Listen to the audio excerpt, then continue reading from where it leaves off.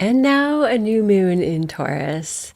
This is about setting intentions for the next phase of our lives moving forward with security, abundance, how we enjoy earthly pleasures, our sensuality, our security in this practical life sense.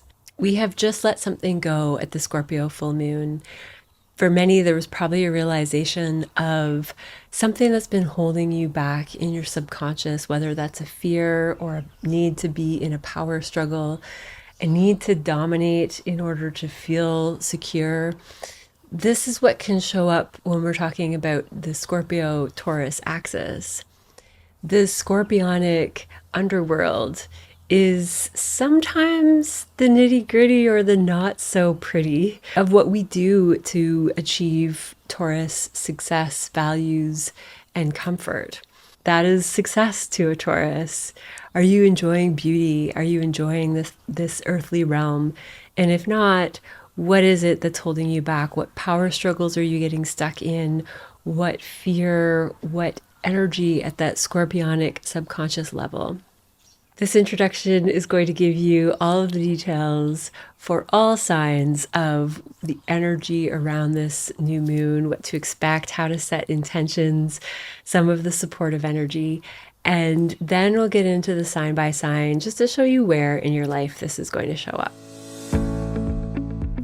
I'm Jen Keen. I do tropical whole sign zodiac readings for my general readings, and if you see me for a personal reading, it is a combination of Hellenistic, evolutionary astrology, really a big blend. I throw in some Vedic techniques sometimes. I use a couple of different chart systems, and I really believe in blending all the energy as much as possible. But for these readings, the general information needs to be as concise as possible. And so these charts are whole sign. If you're used to looking at Placidus or other chart systems, this might be slightly different than how you're used to seeing your chart. Check your sun, moon, and rising and blend all three to get a clearer sense of what stories are playing out in your life and what they really mean underneath. This new moon is happening at 25 degrees Taurus. It is conjunct Mercury. And Mercury and Venus are in mutual reception, which means the ruler of Gemini is Mercury, it is in Taurus, the ruler of Taurus is Venus, and it is in Gemini. So though these signs are typically not the most comfortable places for Mercury and Venus to hang out, they're helping each other out. And to me, that reads as we need to blend Mercury and Venus topics right now.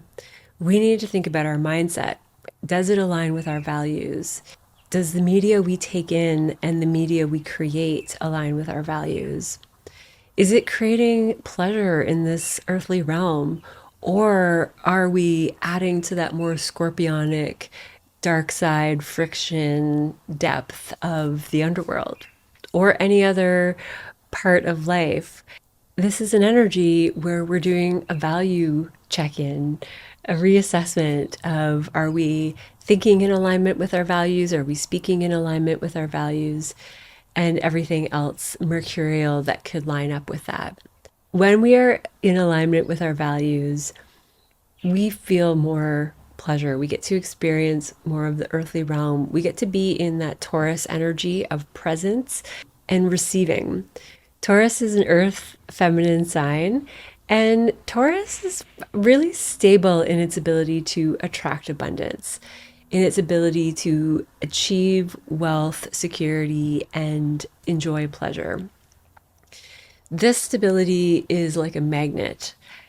Something about being around the presence of people with strong Taurus, it feels like a tree trunk to me. It feels like being around a solid core that is rooted in the ground, sometimes immovable. There's that quality. It's a fixed sign, so it holds the seasons, and that fixed energy is what we need to transition from beginning to end, to get through from A to B and complete a task. At the same time, it's that part of our lives that is sometimes rigid and difficult to change. If Taurus is manifesting in a protective mechanism way, it can really dig in its roots and its feet and not budge and not be open to new ideas or new ways of doing things. When Taurus is in a self aware present state, it has the ability to see that where they are is their comfort zone, what feels good, what they want to go after. But there's a tuning in with others and the outside world and knowing when adjustments need to be made. If your values are rigid, then this might be a time when there's some change coming up. Because of this mercurial connection, this is a wonderful time to go over online memberships and subscriptions.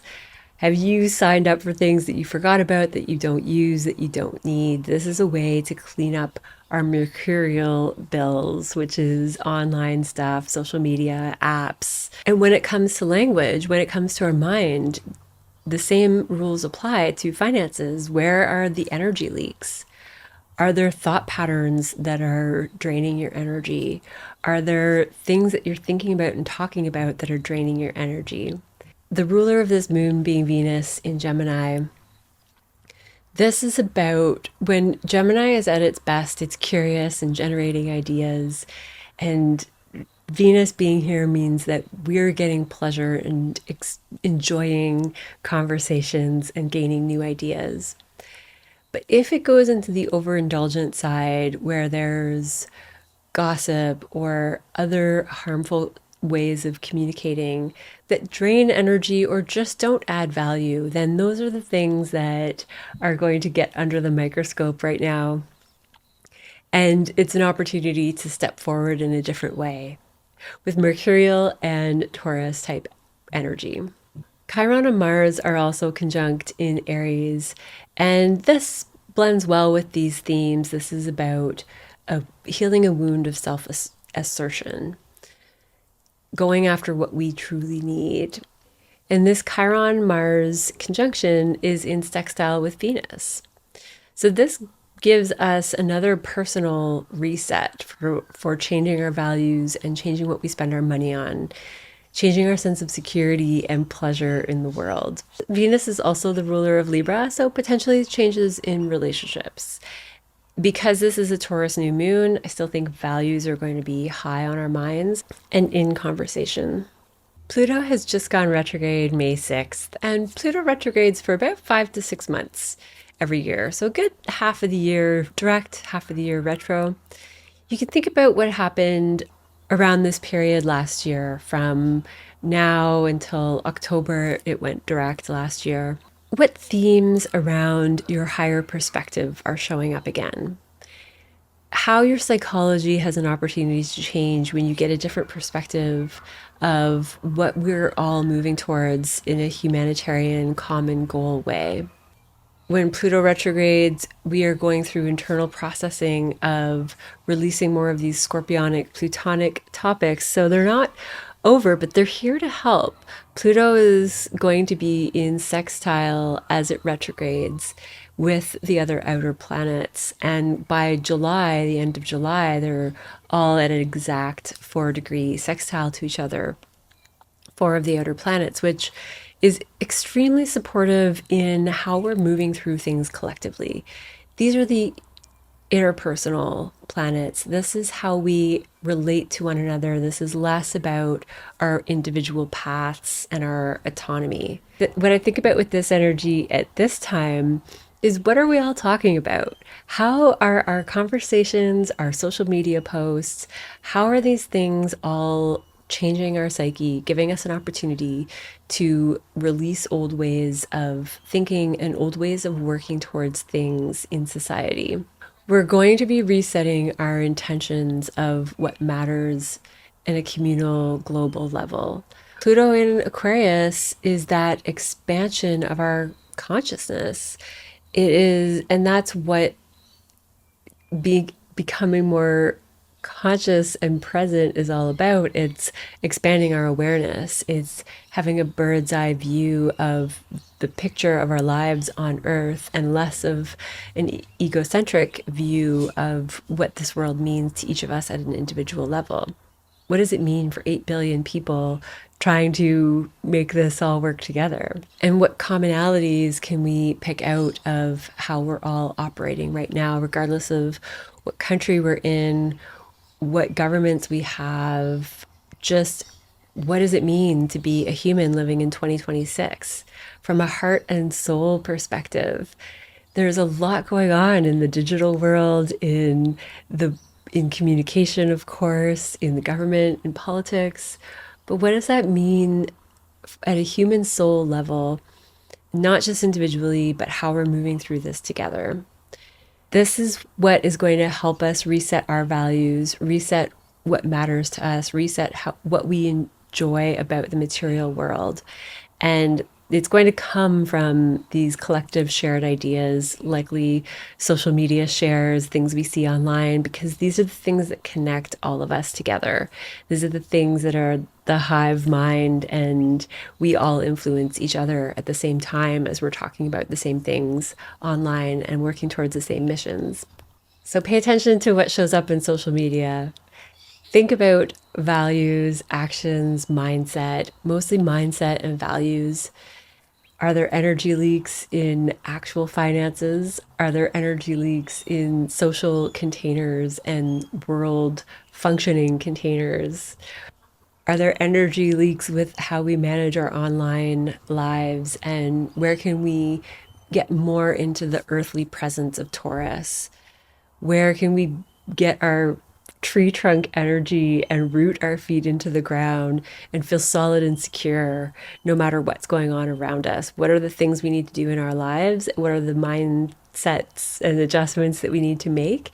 And then what can we get from the collective ideas that are going on right now and what we want to move forward with as humans that are feeling and emotional beings, not just all of the outer functioning that's happening in the world right now. I would love to hear what's going on in your mind with these. These readings are meant to just jog some thoughts, and it's going to be individual for each person. But hopefully, this brings up some of the things that have been brewing for you, what you want to reset in your Taurus part of your life. It's so much fun hearing from you in the chats. So thank you for connecting there, for reaching out for readings. It really makes this work come alive and really enjoyable. So thank you for all of it, all of the support. And now let's get into your sign. Hi, Taurus. This is your new moon. So this is a reset for any part of your life. This is how you lean into being more Taurus like. You have just had a full moon in your partnership house, and you've had this mirror effect from significant people in your life that you're seeing something about yourself more clearly now.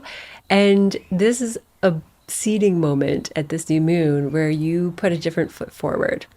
You step into an energy, a mindset, a way of operating in the world that feels different, that is more aligned with what truly gives you pleasure, that is aligned with your financial goals and your sense of security. A new moon in the first house, we're talking about a new way of, yes, one foot in front of the other, how you assert yourself, how you stand up for what is important to you, how you fight and protect for yourself and for those around you. There's something mercurial and mental that's shifting for you that has to do with your values, because Mercury conjoined this moon is in your second house of values. Venus is here too. She's your ruler. So there's a lot of overlap right now about your money. This could apply to you when I was referring to checking online subscriptions, memberships, things that you might be paying monthly that you don't need anymore. Where are you spending too much of your own energy? A Taurus is usually pretty good at knowing how much to put out there and how much to hold back. But this is just another moment of recalibrating, resetting your priorities, and hopefully spending more time and money on what does bring you joy. The Chiron-Mars conjunction is in your 12th house of Aries. This is about something that was hidden, potentially a wound about your ability to take action out in the world, a blind spot, something that you weren't seeing about yourself that relates to how you take action or how you're not taking action. You could have dreams about personal wounds where you tried to go after something you wanted and it didn't quite work out. Those sort of dreams where you're grasping or running, but you just can't quite get where you want to go. Any dream messages right now are going to be significant in healing this assertiveness part of yourself. And this is how a new moon in your first house, in your sign, can really apply to anything in life because it's what we take action towards. It's what we initiate. It is also your persona and how other people see you. This could shift as your energy shifts, and that is what can happen with Mars and Chiron in your 12th house is maybe you're having an energy shift. The way that you connect from an energetic base with others is changing. And then other people see you differently as a result. Pluto retrograde in your 10th house. This is about, again, your public image, who you are out in the world, what your achievements are, your career goals. Actual career could bring up more topics around your fears, your power struggles. You could have power struggles with authority, or you could have had that. And this is a time where you are recalibrating your inner world to adjust. This is where we do the work of authority. It's an inside job. When someone shows up with a sense of authority over their lives, over their choices, it's not about power over other people, but a strength of knowing what you need, what is right to go after, what is good for this moment, what the next step towards success is for you. You're not asking other people, you're not asking for permission. You know what's right and you're going after it. That's the type of authority that's getting adjusted right now. If you have any fears of creating balance in that part of your life, or making sure that everyone's working within a system, because we're talking about Aquarius. So, is the system up to date? The system of your own authority and how that relates to other people and working together towards something, towards a common humanitarian goal. That is a common thing that's said with Aquarius. And just to explain more about that, it means that there's something that we're working towards that's important to all humans. What is it about your success, your career goals that align with that from a values perspective, and which ones don't? This is a type of energy where if your authority in your work, in your career, in your life, and with other people comes from a place of egocentricity, self oriented focus, and lack. This is another thing with Taurus energy that we need to keep an eye on is, are we hoarding or creating security in some way in our lives because of a fear of lack? Or are we doing it from a place of trust and knowing that we'll figure it out every step of the way? This is connected to how we assert ourselves with other people. If we're doing it from a place of lack and fear and insecurity, it comes across very differently than if we do it from a place of feeling secure and knowing that we are in charge of what we're trying to create. It's not at the cost of someone else. It's taking into consideration everyone's needs and finding the best path forward. So anything that's been missed in that department with how the public sees you, your role in the public, your status, these things are going to come up again, and it's going to be an internal recalibration of your psyche and what you can let go of when it comes to authority, career, reputation, success, achievement. What energetic qualities do you value when it comes to those things? Which ones have had a time up and are ready to release? And which ones do you want to move forward with for this next 6-month cycle, 1-year cycle until you have a new moon in your sign again?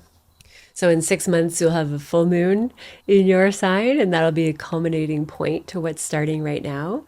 And in a full year, you'll start a whole new cycle once again. By then, the topics will all be quite different, but just to give you an example of how far off these new moon and full moon cycles really can be. Happy birthday to all the Tauruses out there. Would love to hear how you're feeling about your sense of security, your authority out in the world, how you take action. This is a big energy for assertiveness, authority, leadership, security in those roles, and how that comes across communication wise, mindset wise, energy wise. Are you holding that tree trunk Taurus energy, or are there things in your life that are pulling at your cords unnecessarily? And it's time to reassess all of that from a spending perspective and from an energetic perspective. And it's not that we don't spend. And Taurus knows this best. This is your new moon. This is about aligning with what matters, spending money on what matters, spending your time on what matters. And there's going to be some tweaking in how you look at your own status and how other people see you for that too. Would love to hear how this is going for you, Taurus. Thank you so much for chatting in the comments, reaching out for Zoom calls. If you would like to book a one-on-one with me, check out my booking link in the description below. Have a wonderful new moon, and I will see you next time. Hi, Gemini. This is the 12th house new moon for you. So the secret to your values right now is in your dreams, in rest, in meditation, in slowing down. This is the month before your birthday, and it's a time of rest, time of reflection, contemplation. Let the ideas come to you. What is it that you want to create in this year ahead? Your new moon will be up next month. What is it that you want to see then? But right now, what do you need to let go of? You are more in this releasing place than some other signs at the time of this new moon. You could be realizing that you value rest and vacation more than you thought. A total timeout. Maybe you need a mental timeout because Mercury is here and conjunct this new moon. Whatever it is, you're going to enjoy a lot of pleasure from this. You have Venus in your sign, and regardless of Venus conditions, it is always nice to have Venus in our first house in our own sign. You're coming across well with other people. This is a great time to get what you want. This is a great time for beauty changes, buying clothes, cutting your hair, whatever you want to do to change your style, change your look, and feel more connected to the new version of you that you're stepping into this birthday year. So spend some money on yourself right now. That's one of the values that could be changing. But you're going to be in an intuitive, meditative, energetic state when you connect to these Venusian things like beauty, art, money, abundance, relationships. Venus is also the ruler of your 5th house of Libra, of fun and play and hobbies and joy, children, creativity, authentic self-expression. So you're in alignment with those things right now. And it looks like it's coming from more rest, more escape. You might be working on dissociation and escapism qualities in your life. This could be a new moon where you're resetting how present you are versus wanting to go off sometimes in a meditative state or just pure dissociation or disconnection from the world. There's a happy medium here, and having Taurus in your 12th house indicates that you probably stay more present than some other signs, but every chart's going to be different. You have Chiron and Mars conjoining in your 11th house, which is about allies, friends, networks, greater groups of people. So these are acquaintances, not your close friends. Who are the communities at large that you're a part of? What are the shared missions that you're actually taking action on? That could be a reassessment of values for you, is looking to where you want to take action and where you don't, where you want to put your energy, where you don't, what your needs really are within the group. And you're aligning with people with similar needs at this time. New people could come into your life under the light of a new moon, potentially overseas people. This could be online connections overseas. This is just a small potential, but worth mentioning. And Pluto retrograde in your 9th house. This is resetting your beliefs about the world, how you experience the world.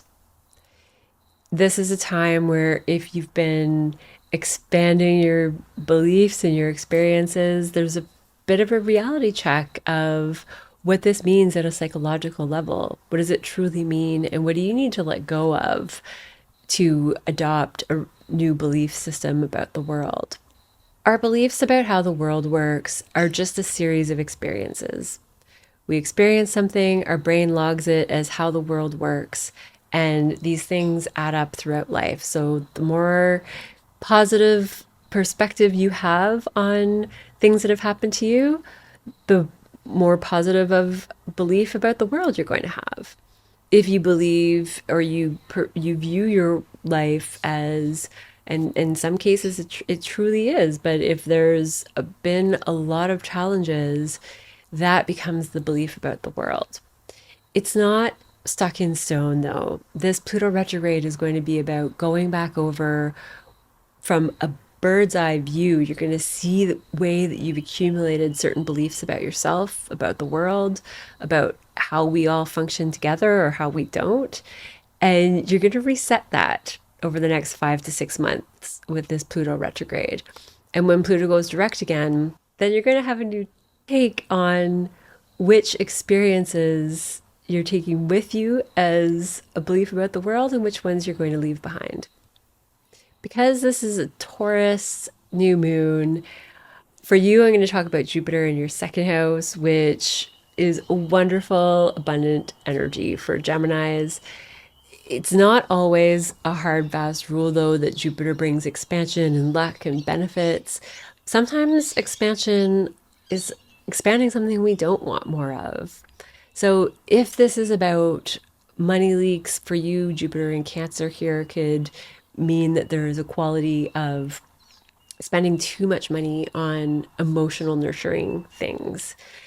That could be one of the resets. It could mean that you are just really expanding your assets and your wealth this year.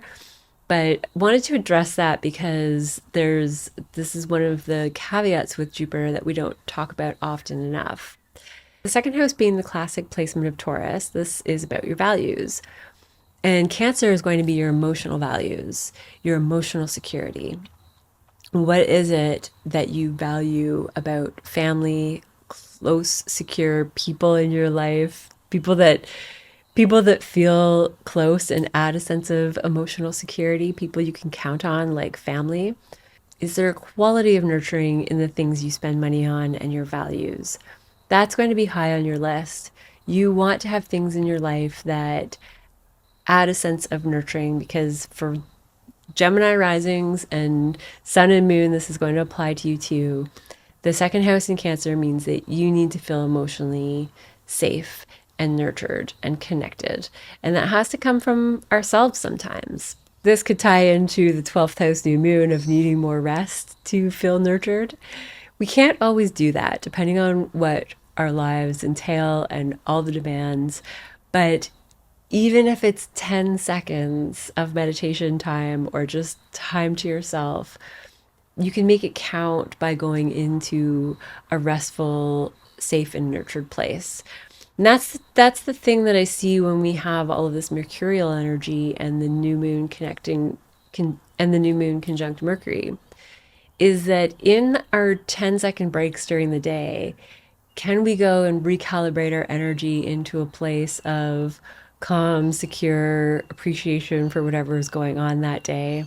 Or are we going to stick in the spinning monkey mind of to-do list and frazzled and frustration and deficit or lack about what's not in our lives? That's another part of the reset in Taurus, is that we're switching from lack to loving more of what is.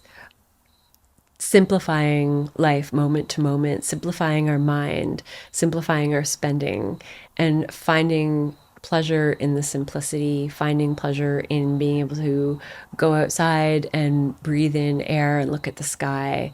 That's what Taurus is all about.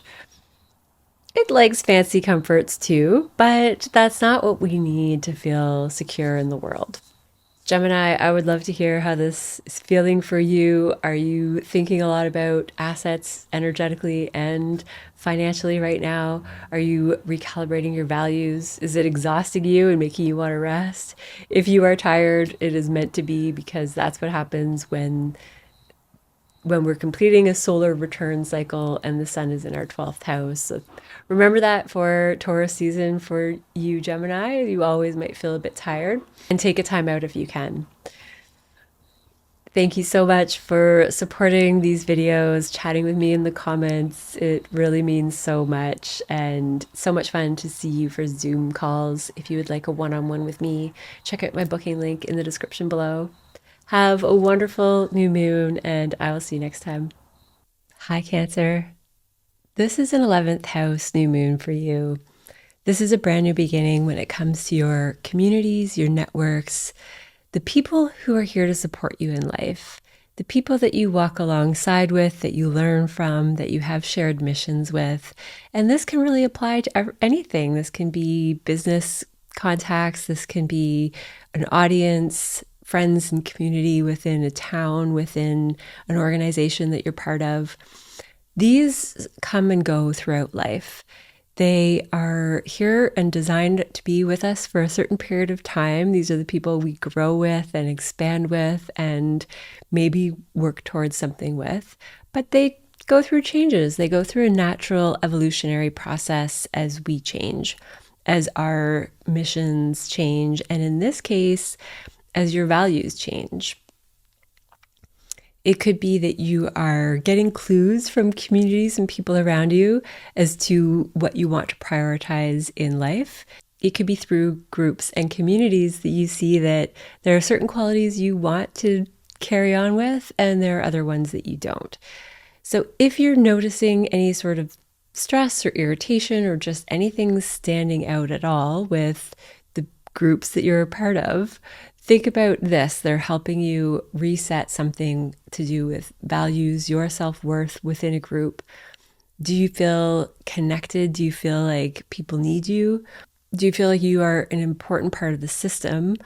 Or do you feel like an outsider? Sometimes the 11th house can speak to that. It's about seeing the system for a whole, seeing it from a bird's eye view, but feeling a bit isolated in the process, feeling a bit of an outsider for seeing things differently. With Taurus being the archetype of this part of your life, it could be that you do stand alone sometimes. Taurus is on a mission of security and stability and wants to enjoy earthly pleasures in this life. It is not necessarily social or not social, but it is ruled by Venus. So through this shared ruler, there are some connections between Taurus and Libra, and the ruler Venus is a sign of bonding. But Taurus as an earth sign is very self-sufficient. There is a going alone, and there is knowing what is right for oneself and sticking to that mission, not getting swayed by the group, not getting swayed by other people's values. The tricky thing is that when we are members of a group or we're part of a system and we have opposing or different values, we need to find a way to meet in the middle, or those groups no longer work. We need to find a new group that aligns with where we're going. This could be a new moon of those sort of intentions that you either want to feel stronger in your own self-worth, or there's a values difference, or you need a new group, or you're just starting a new group that shares your values, starting a new group of acquaintances, a new online group, a new system in any way.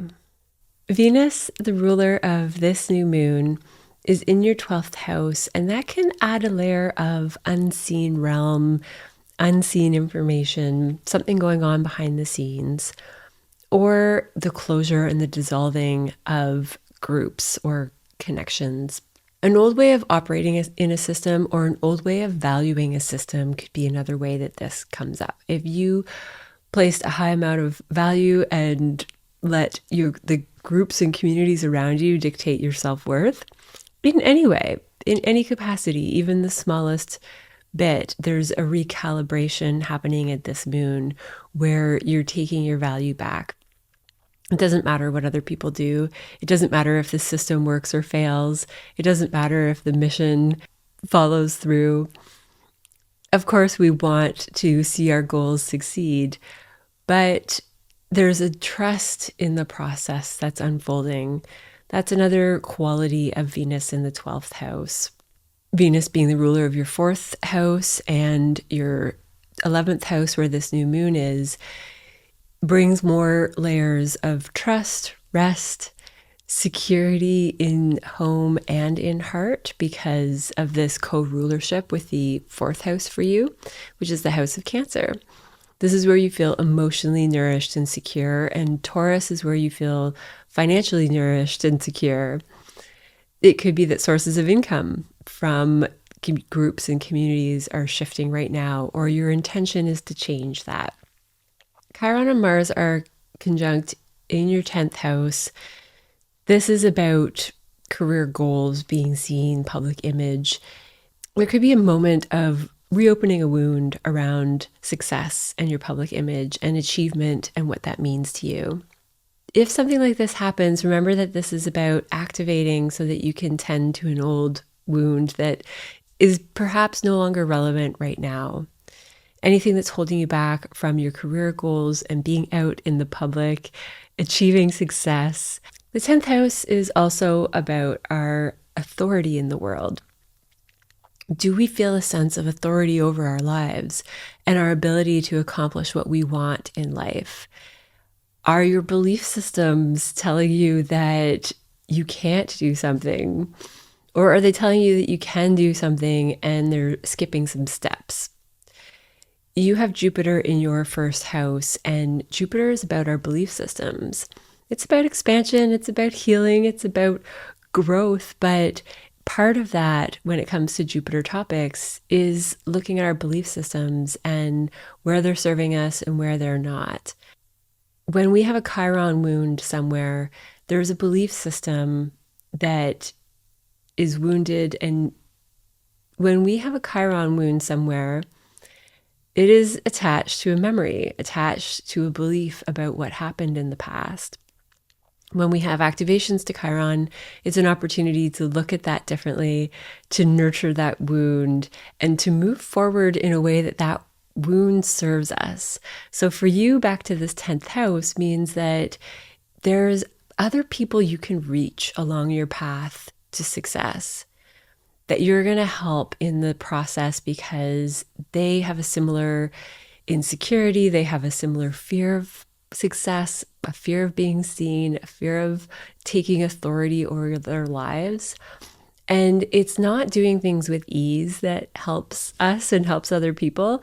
It's when we have to do things because of a wound or because of friction, or starting from a negative and working our way into the green, into the positive, going from red to black, as they say, whatever it is. But there's a deficit that we're working through when we're trying to achieve something in astrology. We don't start out as successful. We don't start out as good at what we're working on. We might have some gifts, but those are not the things that we're necessarily working on quite as strongly. They are in some ways, so that might get a little convoluted, but I'm hoping that you get the point of the Chiron wound and there being purpose in that. And it's going to be different for each of you. So whatever way you feel that you're moving forward in career and success and public visibility, your self-authority amongst groups, because this is a group-focused new moon. And Jupiter ultimately in your sign is about healing self, healing the way you go after things, the way you listen to your needs and meet your needs. I think a lot of Cancerians are stepping more into the limelight when it comes to work. Not everyone, but there's some changes there. The Cancer crabs aren't hiding in their shell this year. They're starting to poke their heads out and run around and have some fun, hopefully. Pluto retrograde in your 8th house is about psychological transformation. This ties back to 11th house themes in this reading because Aquarius is the classic archetype for the 11th house. So this is back to the feeling like an outsider, feeling like you can see the big picture of your psyche, of other people's psyche, of how systems work. And because you view things differently, you can feel a bit distant, or you can feel cut off from your own psyche sometimes, or not engaging in it. You observe it, you know it's there, but you're not getting sucked into it. When Pluto goes retrograde, you might feel like you're going into the depths a bit more. You're going to have a good grasp on it because this is Aquarius we're talking about. You're going to learn from it. You're going to get inspiration. You're going to get new ideas for how to move forward in intimacy, in resources, shared resources with others specifically. Until October 13th of 2026, Pluto retrograde here is going to give you experiences where you reflect internally on your psychological processes. And for this moon, again, that's going to connect to your groups, your communities, the systems in your life, how you perceive them, and how you engage as an active participant and member, how you maintain your own authority, yet stay connected to the group, how you keep your observation and ability to see things from a distance, yet stay connected, because the 8th house, where Pluto is reworking your ability to connect deeply to others. And for Cancers, that's a big deal. Cancers are very particular about who they give their heart and space to and who they open up to emotionally. There needs to be safety. There needs to be a sense of home and trust, and it doesn't get shared with everyone in the group. But to be able to deepen with those really important people, that is an opportunity here. And maybe there will be new people within the group that end up becoming part of these deeper bonds. I would love to hear from you, Cancer. How are you feeling as the year's picking up? This is the best month for momentum. If you want to launch anything, start anything, there's a lot of positive energy for getting things off the ground. Thank you so much for hanging out for this video, for reaching out for one-on-one Zoom calls. If you want to book with me, my booking link is in the description below. Thank you for chatting with me in the comments. It's so much fun hearing what's really going on in people's lives. I appreciate the connection and the support so much. Have a wonderful new moon, and I will see you next time. Leo, this is a 10th house new moon for you, and this is a wonderful beginning for career, achievements, success out in the world, your status. Who are you when you are moving towards success? What are the foundations to the structure that you're building out in the world of career? How do you step into your authority when you are working towards these goals and working towards success? You are one of the fixed signs, like this Taurus new moon. And a lot of the transitions in your life are going to be those that are slow, stable. You are not necessarily going to change and shift for any fleeting reason. You need to see value in what you're going after. And that especially applies to the 10th house, where Taurus is, where this new moon is. What do you value about your public image, your career? What does success mean to you? What do you value about success and status? What is it that you measure yourself against? There could be a moment of tension because the 10th house squares your first house. There could be a moment of tension that helps you reflect on how attached you feel to your image when it comes to career and success, and how that defines your self-worth. It's healthy to have our career and our work be an expression of us, to be aligned with the work that we do in a way that we love what we do, that we have value in it. But it's a fine line between fully intertwining in our public image and our success, and recognizing that we are individuals separate of these public achievements as well. Mercury is conjunct this new moon, and I like this for you for finances and self-worth being amplified even more. Mercury is the ruler of your 2nd house and your 11th house, where the ruler of this moon is, but I'll get into that. The 2nd house connection to this moon is Mercury being the ruler of Virgo, your 2nd house. This is about your assets, your self-worth. Again, all the Taurus stuff is coming back up in another way, but it's coming up in the energy that you put out in the world, the way that you take care of your body. The tone of your voice is another Taurus second house quality. And with communication being a big part of this new moon in the 10th house, if you are doing public speaking, your voice is out in the public, you're being heard in your career and work or presentations or whatever it is, think about the quality of the tone and the sound of your voice, not just the words that you're saying. That's really important with Mercury in Taurus. This is what's going to help you use your energy more efficiently.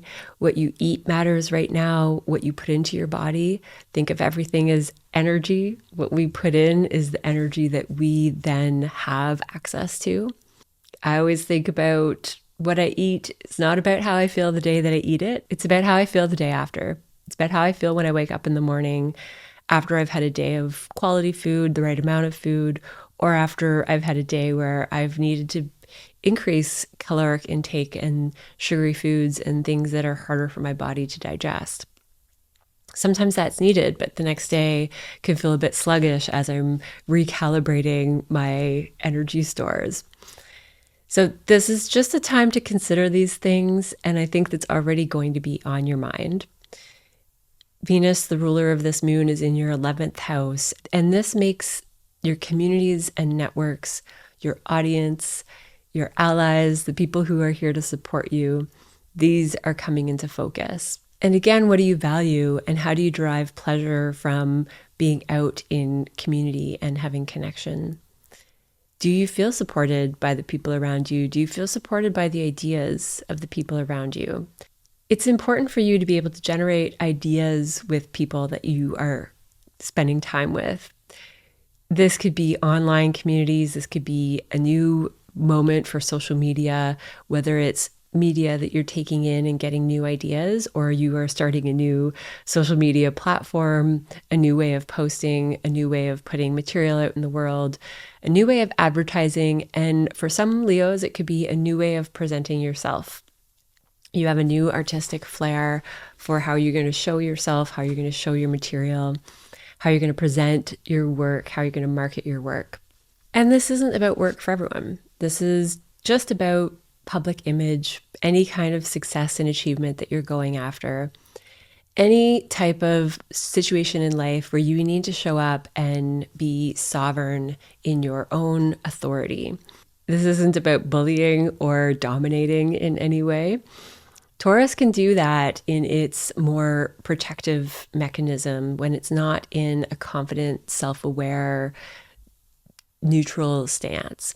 Some of the extremes of Taurus can be bullying to get what they want, pushing things over, being very headstrong and dominant and going after what they want at all costs.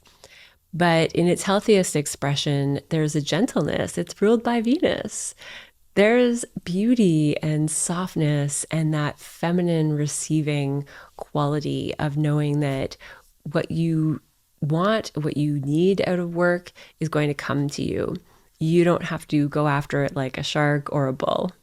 Chiron and Mars conjunction is in your 9th house. This is about your mindset, your beliefs about your authority, because we're talking about your 10th house for this new moon. So we're going to tie it into that for this moment, but this can apply to a lot of other parts of your life. What is it about your belief systems that have told you you can achieve what you want to achieve? What is it about your past experiences? Who taught you about success and what it takes?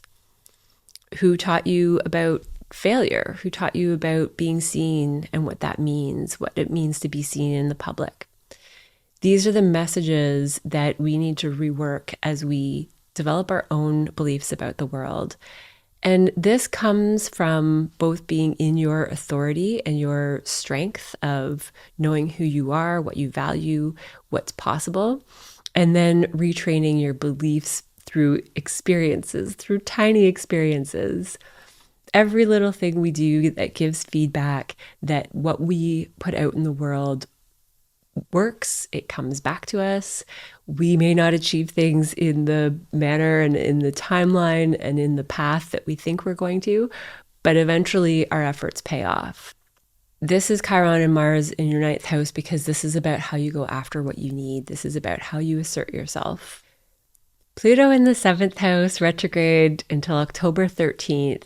You are going back over how you connect with partnerships, your psychology around partnerships. How connected do you feel? Because you see this system, you have Aquarius in your 7th house of partnerships. You have a bird's eye view of what it means to connect with other people and what it means to learn from other people. The 7th house isn't just our partnerships, it is how people mirror us back to ourselves. Without the opposition in the 1st and 7th house, this being us and other people and the reflection of how we see ourselves, it's also what shows up when the luminaries oppose and we have a full moon. So when the sun and moon are in opposition, they are the luminaries. We need this point of tension in the cycle to show us how our efforts are paying off. The trick with this part of the cycle is that the opposition is not separation. It feels like it in the moment. And what you're going through with Pluto retrograde in your 7th house is that you're seeing this process and you are allowing for more bonding, more merging that's fair, that's equal, that's on middle ground, than looking at things as separate, looking at the person reflecting you back to you, looking at them as separate, but looking at them as part of the same axis of self and other. There are topics of merging here for Leo, and merging in a way that doesn't diminish your value, doesn't diminish your sense of authority over yourself, but it makes space for other people. We need to value the reflection that's fed back to us about ourselves, but we also need to value who that's coming from. We need to value others in life and what their needs are and listen to them. And then we find more of that being met for ourselves as well. That's what the 7th house axis is all about. This Pluto retrograde will be an internal process for you. You'll be able to see your psyche reflected or from a distance and see what's going on in your partnerships, the value they serve, the purpose they serve in your own transformation, and somewhere along the line, not just a mirror that's separate from you, but a real connection and bond that you can work together with, you can be close friends with, you can be in a romantic relationship with, and lots of other possibilities for 7th house partnerships and how they show up. Maybe you're signing a new business contract or you're going back over old business contracts. That's a small way that this could manifest for some of you. I think this is wonderful for Leo people out there, an opportunity for a strong and stellar public image, one that is going to add a lot of value to the work that you're doing, the way that you see yourselves, the way that you see yourself in relationships, the way that you connect to your audience, your clients, your communities, your networks. But this is a moment where you get to maybe start a whole new career, show up to the public a whole new way, think about your success and status in a different way, or set a new intention for what you want to build in the next 6 months to a year when you get the full moon in 6 months from this seeding moment, and then a year when you start a whole new cycle. I would love to hear how this is showing up for Leos. Thank you so much for chatting with me in the comments and making these videos come alive with real life experiences. It's so much fun for me. So genuine, thank you for that. And for reaching out for Zoom calls. Really fun to meet you and put faces to this work. So my booking link is in the description below if you're interested in that. But for now, have a wonderful new moon in your 10th house, Leo, and I will see you next time. Hi, Virgo. This is a 9th house new moon for you. So this is all about your beliefs about the world. You are setting a new intention with how you experience life and how you log that as your beliefs about how the world works, how the future is going to go. This is how you integrate foreign ideas, foreign places, people, concepts, things that are not natural or innate to you. This is the house of teaching, publishing. This is the house of finding teachers and mentors and people who support you. This is spiritual rituals. This is where you create a practice of intention to work on your beliefs about life. What do you want to create? What is the purpose in everything that you do? Your ruler is conjunct this new moon.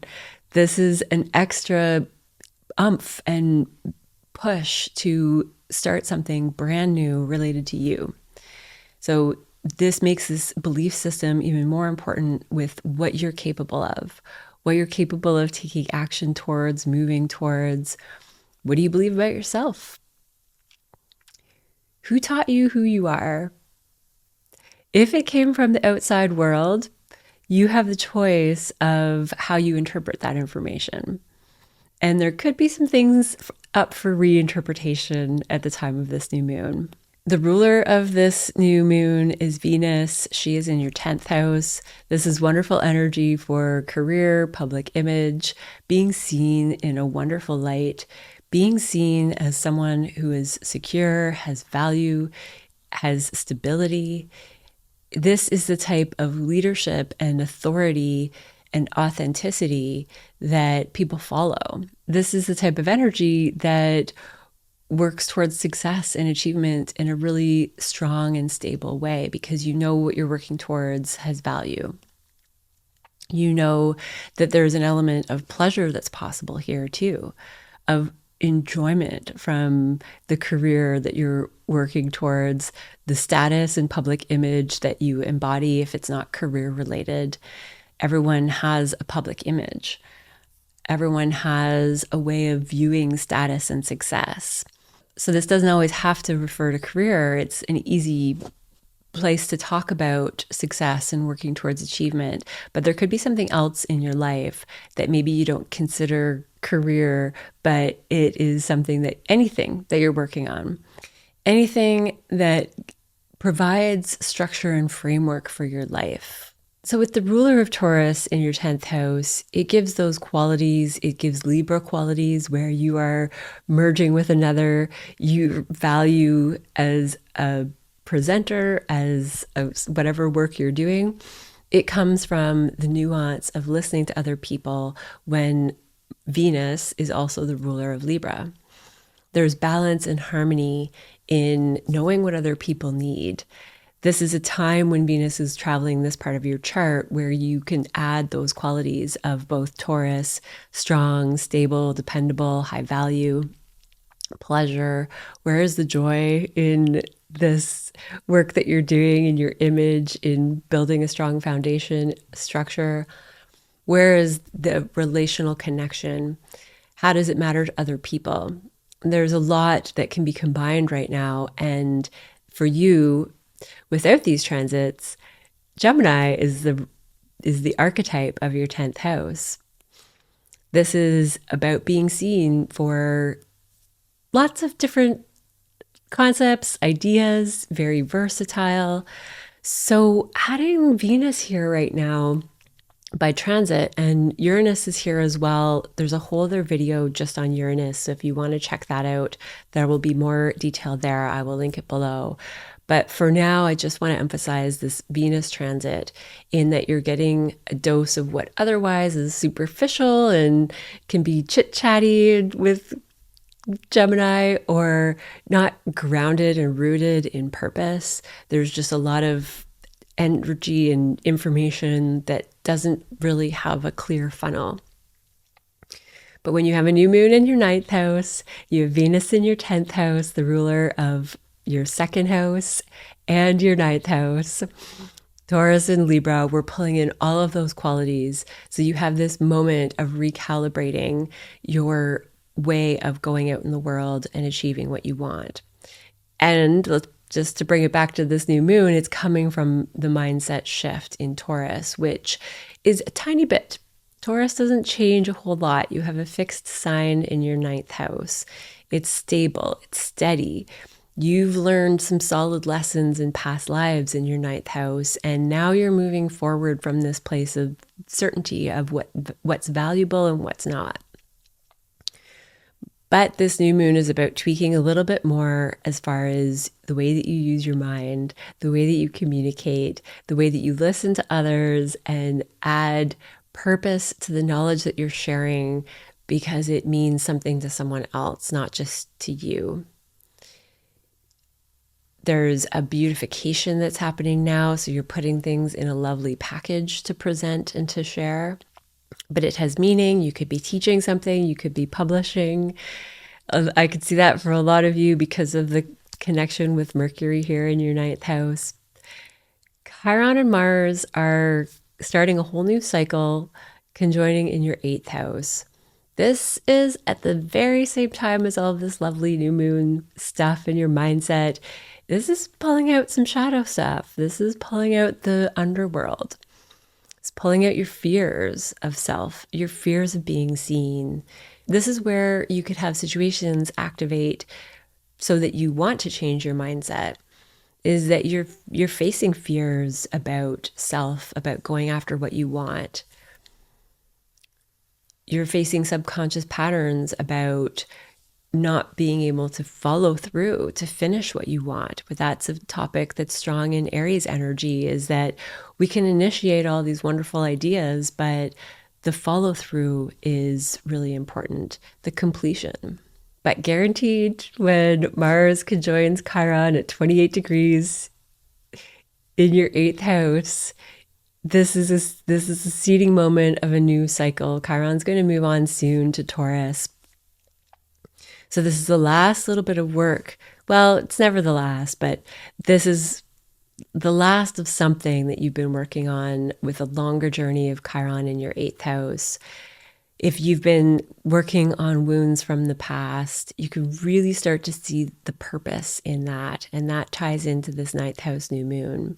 You're seeing the value in what this has taught you about the way the world works, but you're also seeing the choice to use what you've gone through, what your psyche's holding on to, and put it into something that matters to you, that matters to other people. With Pluto retrograde in your sixth house, this is the house of Virgo by classic position, but it is in Aquarius. Aquarius is the ruler of your sixth house. So what is it about health, work? You're revising these eighth house scorpionic Plutonic topics again here as it relates to what you do every day. What does your life look like? Is it weighed down with subconscious doubt, fear, jealousy, obsession? Is it laden with illness from not expressing, from not being authentic and connected to all parts of your psyche? Is your nervous system stressed out because you're tuning into too much of this and you need a break? Pluto is going to help you do more internal work until October 13th in your daily routines, your habits, your health, the energy and the psychology that you put into daily routines. This is naturally going to come out. So you're naturally going to have experiences that activate these moments and opportunities for change. Watch for those. Watch for complete transformation in your work, in your career, and your habits. I love this personally, these sixth house activations. I'm always a bit tidier around the house. I take care of little things in the moment. And when I don't have sixth house activations, I can tend to let things pile up and forget. Embrace the diligence of routine. There's a sacredness of intentional routine. There's a sacredness of making your tea in the morning or whatever time of day. And it's not just tea, it's a moment of nurturing and comfort. And you can pour energy into something so mundane and make it a really special moment in the day. It can be different for everyone. It will be different for everyone. I would love to know how this is showing up in your life, Virgo. Pluto in your sixth house is a long, big transit, but I think these intentional, daily, mundane things that you do are going to make your day-to-day more pleasurable. It's going to help transform this psychological work that you're doing with healing a Chiron wound, having a wound potentially woken up, so that you can connect to this day-to-day stuff and nurture and transform how you feel about wounds, how you feel about yourself, how you feel about your ability to take action in your life. It starts with those daily habits and promises to yourself to make your day-to-day mundane things a good part of life, an enjoyable part of life. And that is potentially the new mindset, the 9th house new moon.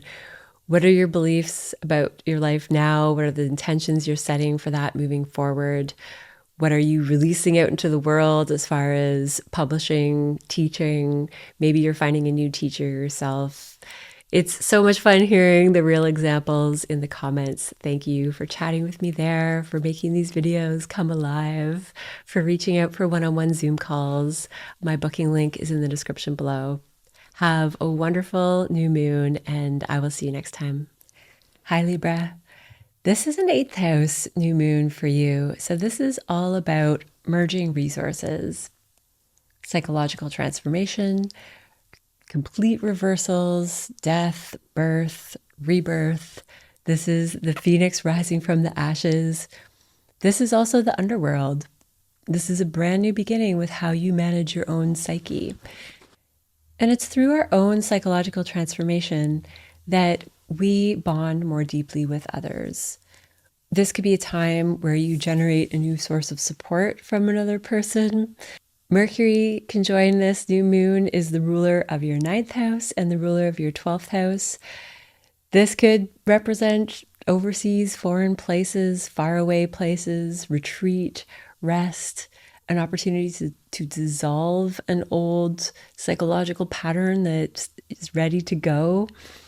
We don't do this work all at once. We just can't. We can't go from, this is one of the natural laws, the laws of physics, the laws of our physical world, is that we cannot go from the person we are in the beginning of our life to the person we are at the end of our lives in 5 minutes or in 1 year. It takes the full lifespan. There's change that we're capable of at certain points in life that are bigger and faster than others, but they come from a foundation of changing over a period of time. Very rarely do big changes happen overnight. So this is another layer, another moment of going another layer into the underworld and recovering a new part of yourself. And a new moon here is probably more about coming out of the underworld. What are you going to do now with this new information that you got at potentially this most recent Scorpio full moon? What showed up about your self-worth from a psychological perspective, or what you're holding on to for resources, with lack mentality, with feeling like there's never going to be enough, or feeling like you can't generate more, or somewhere feeling like you're not enough? These are some of the things that could have come up. And now you're starting this brand new transformational psychological cycle that could allow for more merging with a significant other person. That's the 8th house, intimacy.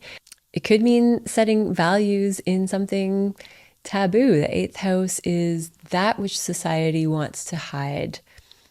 And that's why it connects to our shadow selves as well, the parts of ourselves that we don't look at every day. So what are you dissolving?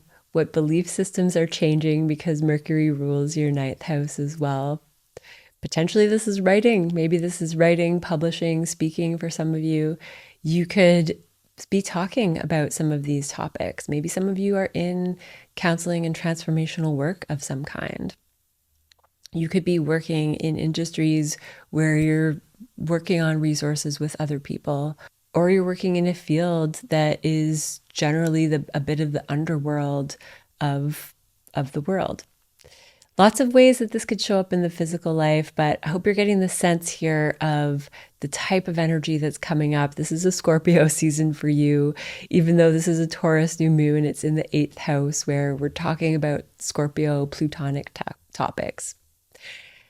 While we're at it, let's just get into Pluto retrograde. It's happening in your 5th house until October 13th. This is going to be getting more to the core of who you are. When you're doing all of this psychological work, which I've been seeing for you for the last couple of moons, and there's probably more going on than just that, there's a new sense of self that's emerging. In Aquarius, this is about allowing yourself to be innovative, radically different, going outside of the crowd, outside of the box, and feeling more authentic as a result. Libras can tend to want to go with the crowd because that's the flow, that's the harmony. You excel at being able to understand what another person needs and listening to them. But sometimes the Aquarius energy or the Leo energy axis, they're on the same axis. You can lose touch with that, which is more about who you truly are. So this is a longer transit while Pluto goes retrograde until October 13th, starting May 6th.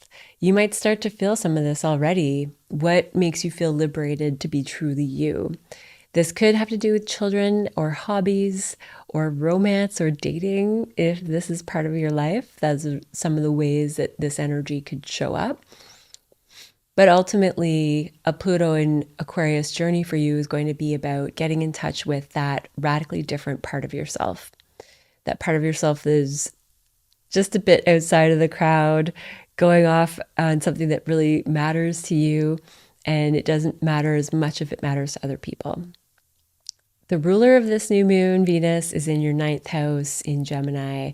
This is where you're going through a longer Uranus transit as well. My video for that will be linked below if you want more about Uranus in your 9th house. But this shorter transit where Venus has been is bringing more value to your beliefs about the world. Maybe more value to a spiritual practice of some kind. Maybe more enjoyment and pleasure with overseas, foreign people, travel, places, integrating new concepts into what you value and what you believe about the world. Shortly after this new moon, Venus is going to go into Gemini in your 10th house, and that is going to bring more of this into the public image where Jupiter is. This is a time when you could feel more of the Jupiter effects in your career and visibility and who you are out in the world. This is a time when stepping into your own authority can feel easier and can be quite harmonious. It can be well received by other people when Venus is in your 10th house.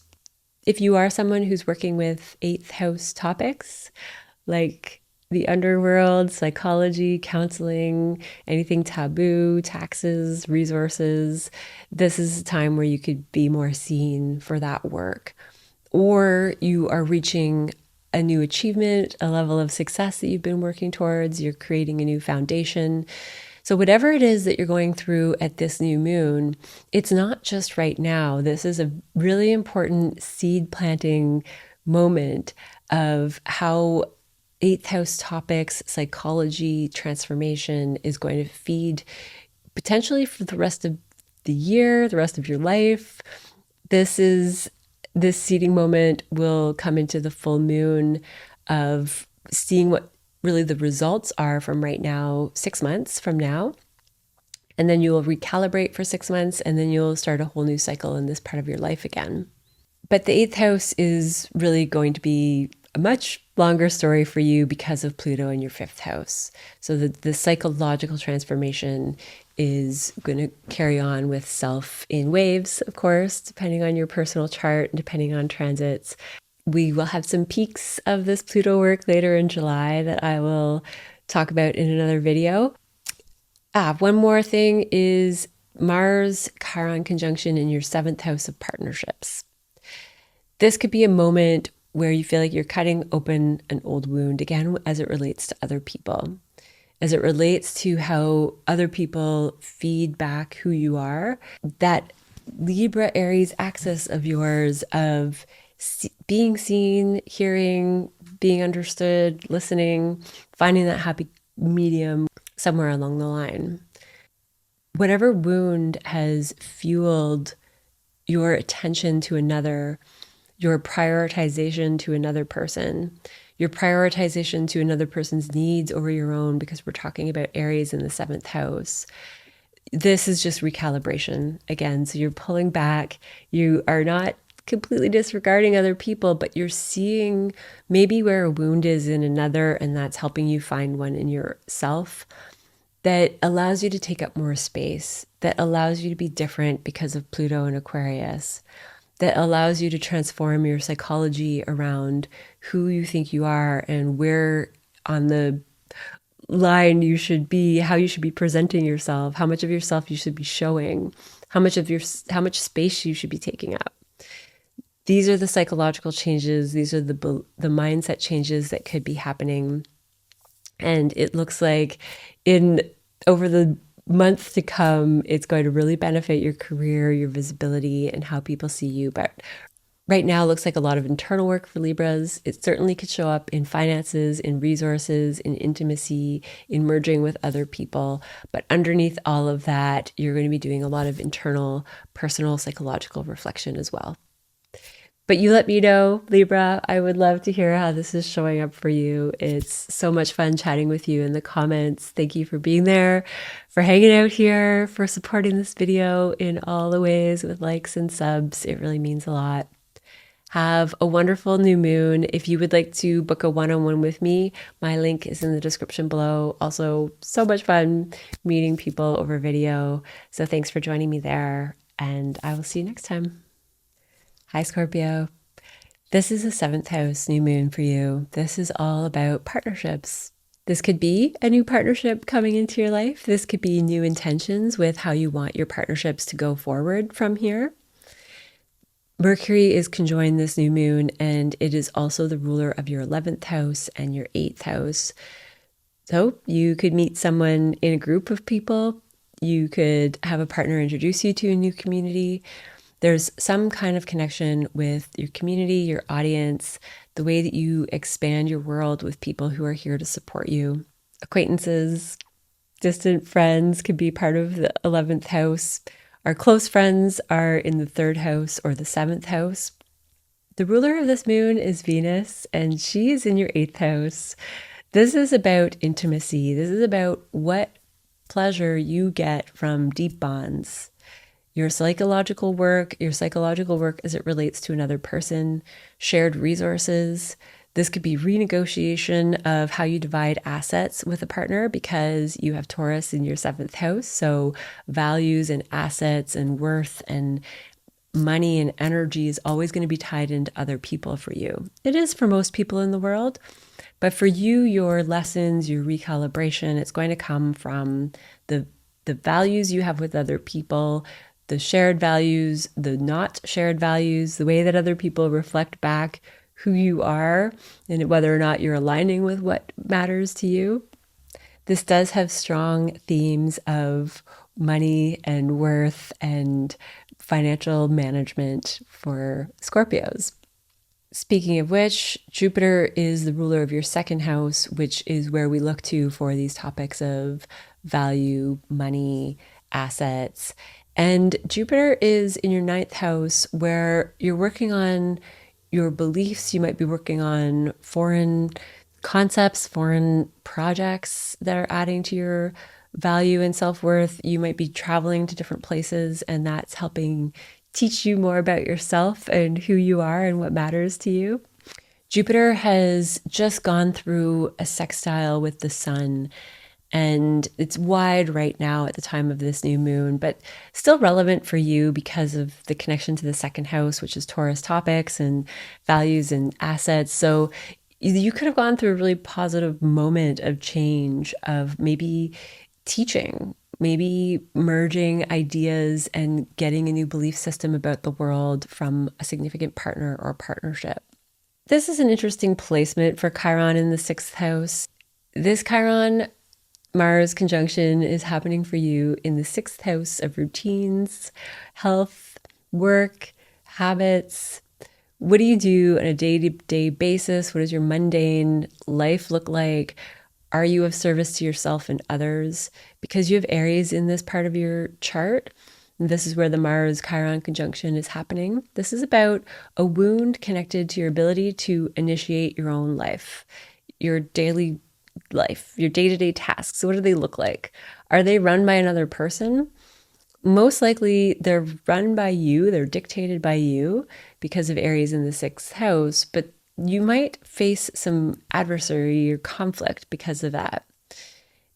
You might be motivated to do everything on your own in the 6th house because of a feeling that if you don't do it, it's not going to happen. There's not going to be a follow through. That can be an Aries energy. Your efforts are going to be thwarted or cut or axed. You could reopen a wound of anxiousness, of impatience, of wanting to get things initiated and going. Any of you who have more workaholic tendencies or are actually getting depleted or sick from starting too many projects and not knowing where to prioritize or not being able to finish what's most important. This is a changing moment, but you might feel a sense of irritation, frustration. It's going to be something that stands out. Mars and Chiron are a bit of a bee sting, a bit of a pinch. And when that flares, just remember that this is a situation that's here to show you where you're in charge of your daily life and where you're not, where you can take more action, where your assertiveness needs to change, where you need to be more discerning with Saturn here of what you go after and what you don't, because we only have so many hours during the day and you need to prioritize what matters to you, what's going to actually get your needs met. Pluto retrograde in your 4th house until October 13th is recalibrating your inner world. What is it about your inner world that has access to genius information with Aquarius, but can also be a bit detached, that you see things differently when it comes to home and safety, or your ability to feel connected at home and feel safe with your family? There's some distance there because you see things differently or you observe things differently from your family units. If this is actual home, you could be revising what is important to you. You could be going through a big purge. This is a great time to release stuff that's creating clutter and not of purpose moving forward in the future. If your house is full of things that may have served a purpose in the past, but they don't function, like this could be cleaning up your office and your old tech, those old phones you keep in a drawer in case you need one day, or hard drives that don't work anymore, or things that just aren't compatible with your current software. That's one example. It's getting rid of outdated things that are adding to the weight of your inner world and your home. And Pluto, when it moves direct again in October, you're going to feel a lightness emerge, more space, more ability to tap into ideas of what you want your internal world to be, maybe what you want your home life to be. You could go over some past psychological themes as it relates to home and family. This is a quieter transit. It's going to be more of an internal reworking process. I think how it's going to manifest is that your daily activities, your work, that's going to show up as the platform, maybe even partnerships. And then you're going to realize that there's internal Pluto recalibration, psychological work to do, and that's going to help shift these other areas of life too. But right now, this new moon is about a new intention with partnerships, a new intention with how you see yourself in another, that mirror, 1st house, 7th house stuff. How do you integrate what other people are showing you about yourself? How do you know what to change about self and what to let go of and accept in current situations and with another? This could be showing you where you can pull in more meditation with Mercury being conjunct this new moon. Look to connections, look to friends, look to your psychological transformation. Look to finding people that are here to support you, that share the same values as you moving forward. That's going to be a big part of this partnership intention, and maybe new partnerships, new people coming into your life that you don't fully see the full significance of how much of an impact they're going to have on your life until later. But this is a moment where something solid and long-term could be birthed in an earth sign. Would love to hear from you, Scorpio. Would love to hear how this is showing up in your life. So much fun chatting with you in the comments. Thank you for being there. Thank you for all of the channel support, for subscribing and liking. It really means so much. If you would like to book a one-on-one with me, check out my booking link in the description below. Have a wonderful new moon in your partnership house, and I will see you next time. Hi, Sag. This is a 6th house new moon for you. So this is all about your health, your routines, your habits, your day-to-day life, the mundane tasks that you do, the service to yourself and the service to others. With a new moon in Taurus in this part of your life means that you are getting really strong in a new way of going about your life. Your habits are realigning with your values. The things that you do during the day are getting reprioritized. Your health could be reprioritized.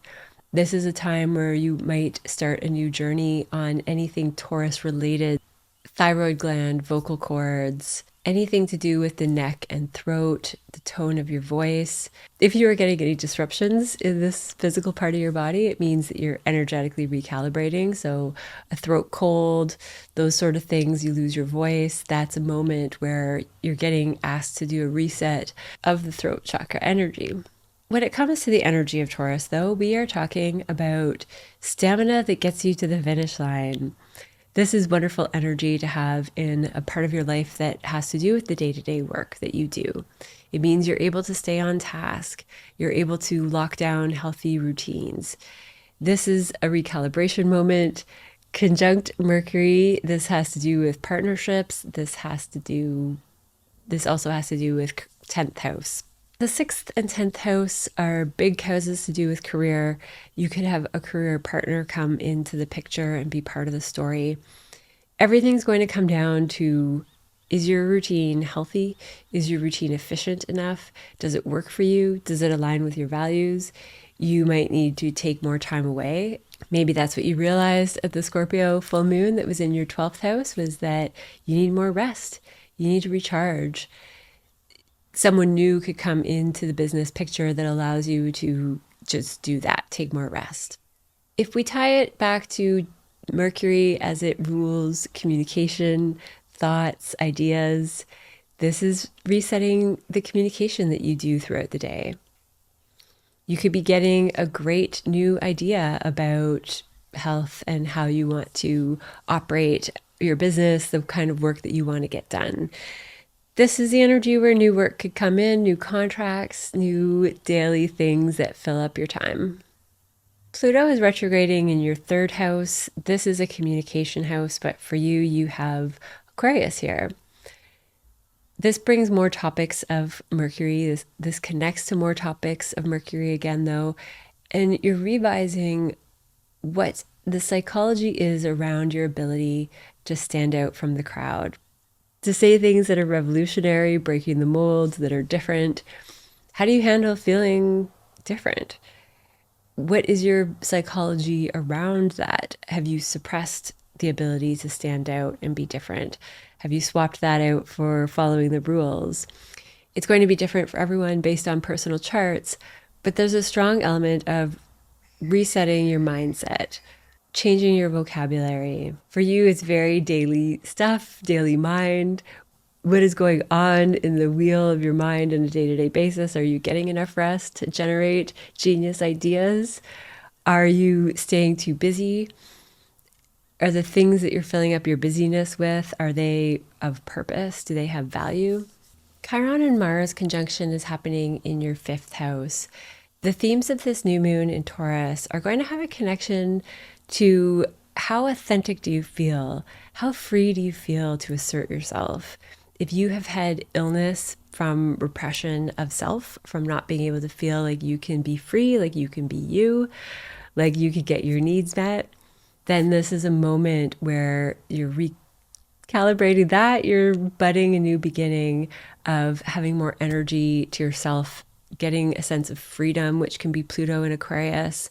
If you have had a freedom of speech taken away, if you have just been taught or told that there are certain things you can say and certain things you can't, and they get you so far. Those are important rules in the world, we have ways of getting along.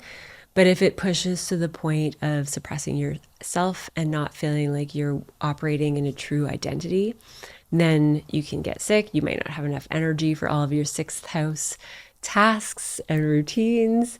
And this is going to give you more of that Taurus edge. So you're going to feel strong and stable in your routines. That is somehow bringing up a part of you that feels more authentic, that may have been wounded. So you might feel the sting of Chiron when this Mars Chiron conjunction happens at the new moon. It's just an attention grabber. It's just to get your attention and to see a need from that experience. So whatever comes up, take that as a clue to see what that feels like in your body, what need is not getting met, what part of yourself are you repressing in that moment, and that's going to help you move forward with this new Chiron Mars cycle in the Aries part of your life, the fifth house. Expression, fun, creativity, creative self-expression, that is, and your ability to be authentic out in the world, which means play, which means children. Children are the most authentic representations of their own identity and their own being before we become adults and have a lot of agendas to get accomplished during the day. So I see this Sagittarius as a moment of seeing where you can liberate yourself a little further, how that's going to change your work. Potentially it's your work that is helping you tap into this new level of self or old self that you haven't been in touch with in a while.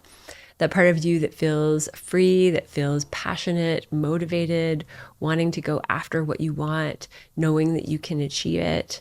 And really, this new moon in Taurus is about completing the tasks one by one, slow, steady, strong. That's what wins the race. It's those Taurus qualities. So think about that. Think about the Taurus archetype with whatever you're facing in your daily life, and know that you have this strength built into you. You have this stamina. This is one of the gifts of being a Sag person, is that you have Taurus in the sixth house if you're a Sag rising. But if you are a sun or moon, we also read it with that being at the ascendant, and there is some value in that. So a personal reading always gives you the clearest information on what is in your specific chart, but I hope this gives you a good sense. I would be curious how this is playing out for you, what's changing with work, what's changing with routines. Are you finding a strong rhythm in there somewhere and feeling more like yourself? It's so much fun reading your comments and hearing from you there. Thank you for the support for this channel with likes and subscribes. And if you would like to book a one-on-one reading, check out my booking link in the description below. Have a wonderful new moon, and I will see you next time. Hi, Capricorn. This is a fifth house new moon for you. This is all about fun, hobbies, children. This is a part of your life where you start to feel more authentic, more childlike. You get to go back to a version of yourself that existed before all of the rules that society and adulthood and all of the rules that a Capricorn follows, because that's the archetype of Capricorn.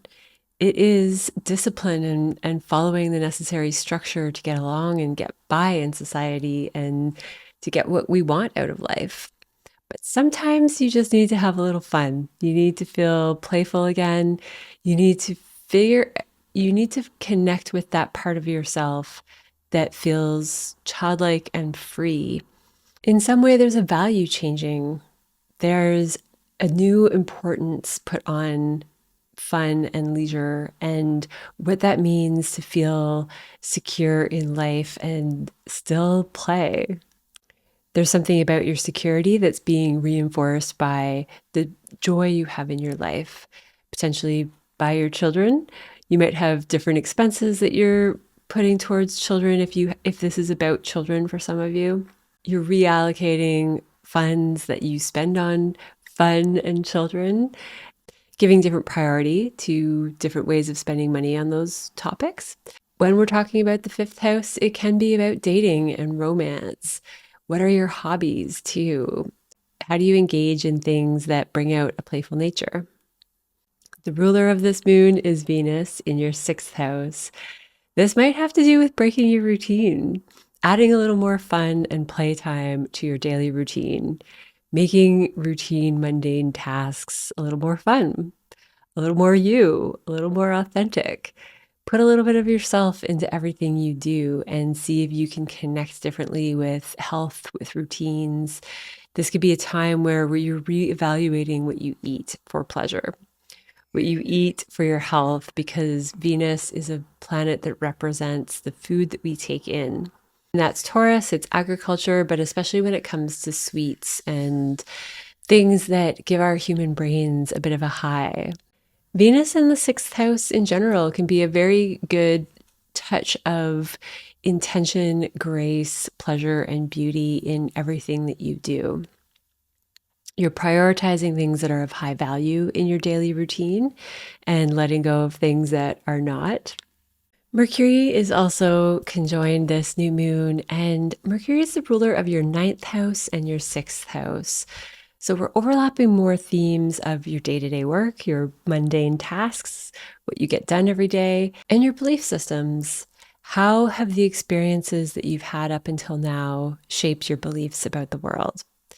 How have they shaped your beliefs about what you should get done every day versus what you're allowed to do when you have fun, or how much time you're allowed to have fun? What if everything we did was fun? What if we approached everything from a childlike perspective again and got into that presence that Taurus can embody, to feel like everything we do, even tasks we don't want to do, can be fun. There's nothing wrong with the moment, and we bring joy and fun and happiness to the moment if we choose to, if we can. And it's not always possible. It's not always easy. Sometimes people are in pain and other things going on, and we're resisting what we feel in the moment. We don't want to feel pain. Maybe going to work makes us feel pain. Maybe doing the dishes makes us feel pain. There's a layer that you're breaking into and tapping into for yourself where you're finding the middle ground again on this topic. Even the things you don't want to do, the things that cause pain, the things you have resistance to, you're finding a little bit more authentic connection for you in those tasks, and you're making them slightly more enjoyable. And it's coming from re-imprinting the experiences you've had up until now, figuring out in each moment that you can have a new action and reaction come about. One of the things I've been thinking about is the motivation that comes from when we know something positive is going to come very quickly from the tasks that we're doing. That's actually what forms addictions. And that's the sixth house too, of routines and habits and what we do. So if there's a very quick beneficial response, that is something that we're motivated to do over and over and over again. And it's actually the very condition that creates addictions. What we need to do to reverse engineer this or re-engineer this is to apply that same principle to the little things in life.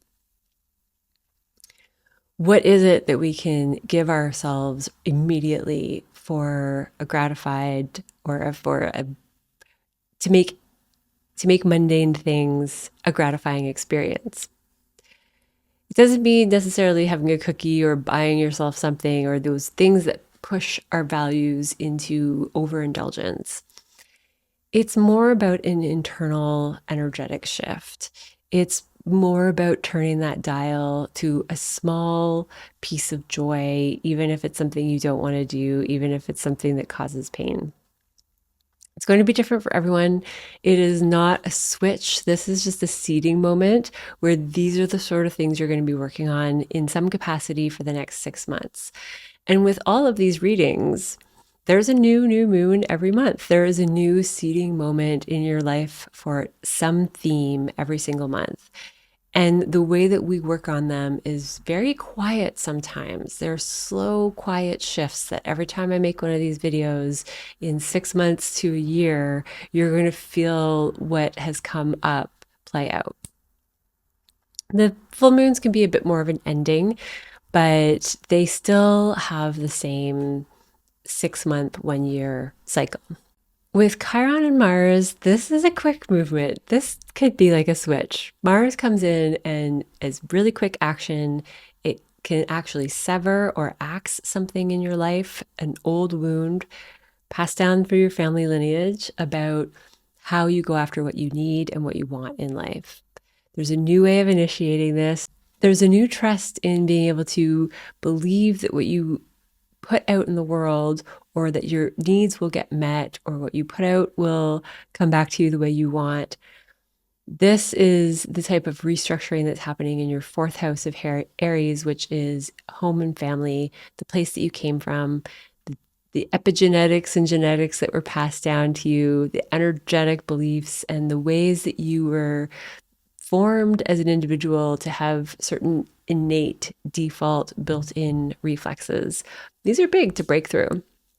These go on throughout our entire lives as we start to question our actions, our motivations. Where did that come from? Why do we say that? Why do we believe that? Or we hear ourselves saying something that our parents said that we thought we never would.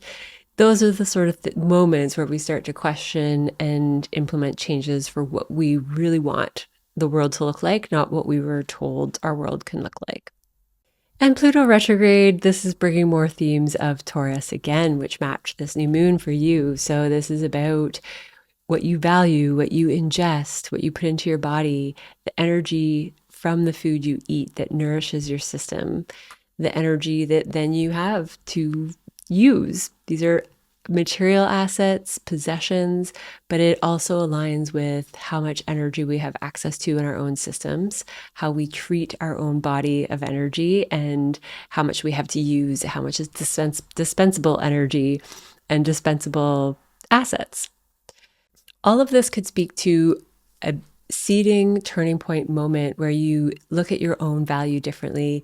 You start to treat your body differently. You start to conserve your energy in different ways. You're prioritizing your to-do list, your daily tasks differently. You're changing habits. You're changing your mindset, and you're changing your frequency from home, family, and the place that you came from. You are finishing a Chiron cycle wound here, and this Mars Chiron conjunction in your 4th house, where I was talking about a wound potentially being severed, that is also an ending and a beginning of a whole new way of moving forward with getting your needs met. So this really is a lot going on, a lot of different parts of life lit up at this new moon for you, Capricorn, for everyone, but would love to hear how this is showing up in your life. It's so much fun seeing and reading your comments and chatting with you there, meeting you for Zoom calls. If you would like to book a one-on-one with me, check out my booking link in the description below. Thanks for supporting this channel with likes and subscribes and really just making this come alive in any way. So much appreciated. Have a wonderful new moon, and I will see you next time. Hi, Aquarius. This is a 4th house new moon for you. So this is all about home, family, inner world, the place that you grew up, the family that raised you, your family lineage. And this becomes your inner world because this is the energy that you were created from. This is your place of safety.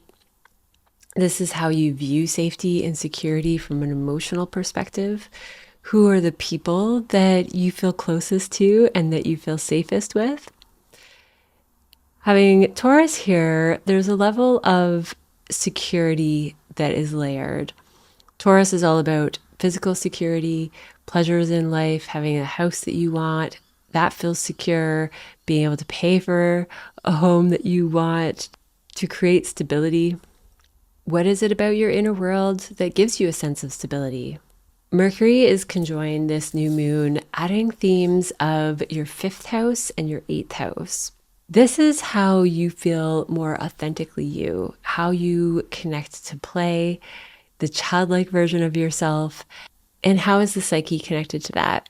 How is your subconscious connected to that? What is it that's time to transform at a psychological level about your family?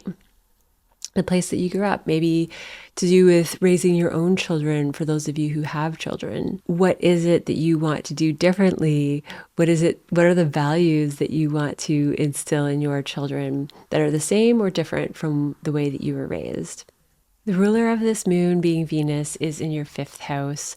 She's finishing her tour here, and you may have found that you are having a bit more fun. Things are feeling lighthearted, you're feeling more childlike, or at least you're getting the ideas to do so with Gemini here. And playing around with ideas and playing around with lots of different things. Gemini type energy, so media, social media, games, especially ones that keep your mind busy and active. These are things that you might be spending more time on and just having a little bit more fun with. Pluto retrograde is in your sign. This is going to be a period where you are a lot more introspective about yourself, how you go after the things you want in life, your psychology around that, your fears, especially in Aquarius. What fears do you have about self and going after what you need and initiating things that are different and outside of the box? Which obsessions do you have? This is Pluto. It's obsession, fear, everything in the underworld that we don't always look at day in, day out. As it relates to Aquarius, we're talking about the bigger picture, seeing the bird's eye view of things, looking at things from a different perspective, having a breakthrough moment of something radical and different and transformative when it comes to your psychology. Pluto is the ruler of your 10th house, so this could have to do with your public image, your career. What is it about your subconscious fears and obsessions and desires that reflect in your public image, your status, the things that you go after in life? What matters to you and what are your motivations? This is what Pluto wants to bring to the forefront so that what you put out into the world is with more freedom, less perpetuated by fear of whatever it is not being good enough in your first house. It could be the fear of even just getting things off the ground that starts to show up. Fear of initiation, fear of that starting moment. And then when you get into it, you realize that none of those fears actually happened, or they're areas to be cautious of, be concerned, pay attention and take the right precautions, but not to fully limit action. It could be that recognition of self is coming back and there's something that you are going to go back over that you were doing this time last year that could add to your career and reputation. You're working on wounds of communication as well, and this ties back to the Aries 1st house quality because Aries rules your 3rd house, and this is about how you express your ideas, how you use your daily mind for you, how you get things done that you want to get done. There's a major restructuring going on here because communication is the most important part in connecting with other people, in achieving the work that we want in the world, in really anything. It can be tied to absolutely anything and everything. If your communication is more self-focused, then this is an opportunity for you to lean on the axis of Aries and Libra and lean more into the Libra side and get curious about what other people need, what other people want, what is going to be well received of what you have to offer. And this also relates to sales. In sales, it's really important to understand someone else's need. So whether this is career for you, whether this is personal, whether this is just having more fun and figuring out how to do that in a way that connects to the people you live with, home. This is a home new moon. So I want to bring all of this other information that's going on in the sky back to the home theme. It could be initiating conversations with family members. Lean on that Libra balance of figuring out what other people need. The 3rd house is about communication, but it's also about curiosity. And I think that that's a great place to stem from when it comes from listening to someone else. I think sometimes there's on the Aries Libra axis, the extreme in Aries is thinking that if you give too much to the other, your mission is not going to get accomplished. What you need is not going to happen, is not going to work out.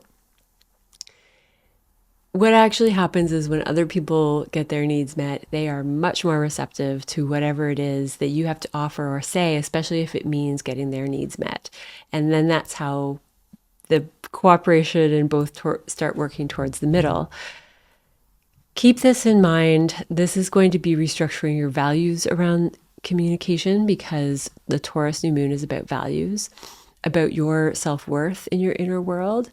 How do you feel about what you truly have to offer, what you bring to the table? If there are subconscious doubts about self, this is another thing that's going to come up for revision. And a Taurus new moon is quite light. I'm bringing in all of these other components in the sky that are going on at the same time. But I would imagine that what's actually happening in people's lives is that there's a moment of realizing that what you want is close, you can lean into it, and then that starts to create a new framework in all of these other topics, like changing how you were raised and changing how you initiate things. In Taurus, you're seeing the physical thing that you want to lean into and you go for it. Or at least this is a budding moment of that. But majorly for communication for you, Aquarius, what is it about the way that you think and the way that you speak that is helping get your mission out there, that is helping you in career, that is helping you feel more authentically you, and that what is authentically you is being received by the other person? So you're getting a lot better at expressing who you really are, which is helping you have more fun because you're feeling more aligned with your values, you're feeling more authentic. And then you're going to have Venus in your health habits routines for the next month. And that Venus in this part of your chart can have you feeling like you're leaning towards more indulgence. You'd be spending money on health things. You could be spending more money in your day-to-day life, like your routines and habits. But you can be fixing and making positive changes in that area too. We'll talk more about that next month. For now, have a wonderful new moon, Aquarius.